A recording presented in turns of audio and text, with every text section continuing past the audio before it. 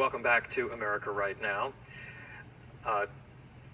It's Aging in America time for you, and as we mentioned earlier in the program, it gets harder to stay in shape as you get older, especially when you are hitting the age of 50. But there are some simple tips to get you going, and let's review them with Sherri Snelling. She's the CEO and founder of the Caregiving Club. It's the subject, of course, of our Aging in America segment this week. Sherri, good to see you. Great to see you, Tom. All right, so as somebody who is not quite at 50 but careening there and just came back from vacation and probably gained 10 pounds, it's hard. It is hard to lose weight. It is, but it's also very important to stay in shape, particularly after 50. So let's start off by talking about some of the real repercussions if you are overweight, particularly as you approach your senior years.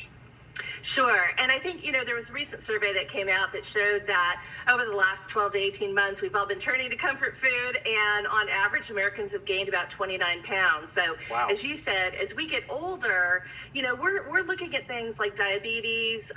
We want to prevent things like cancer and Alzheimer's. And all of this is really tied to our nutrition and to our food. And so I think when we think about what we should be doing, the first thing is, what should we be eating? And, we know we want to ban processed foods, and my word of the day is sunshine.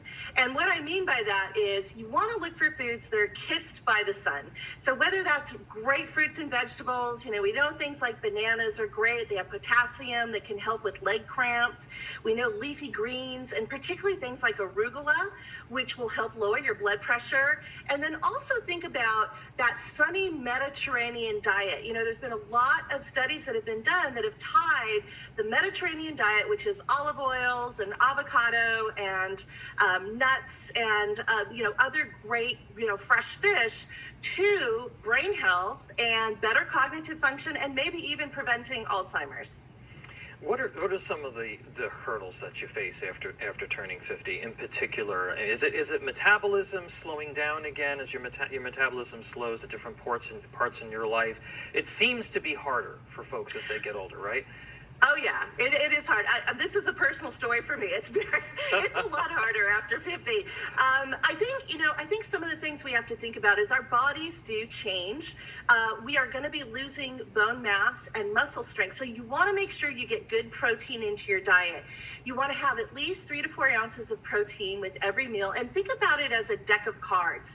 That's the size of protein, whether that's really good fish like salmon, which has omega-3s in it that is anti-inflammatory, or even eggs are making a comeback. They've got B12 vitamin in them, which really helps with healthy red blood cells. So we want to make sure we get that protein, and we want to make sure we get good calcium and vitamin D, because that's going to give us our bone strength that fights things like osteoporosis and other bone issues that we may have.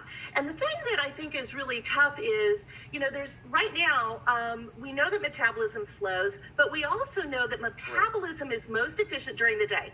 So eat during daylight. Again, my sunshine tip, right? You don't want to eat after hours when it's dark and the food is just going to sit with you all night. So eat during daylight, and then get good sleep, because sleep has a huge impact on weight loss and weight management. I like that.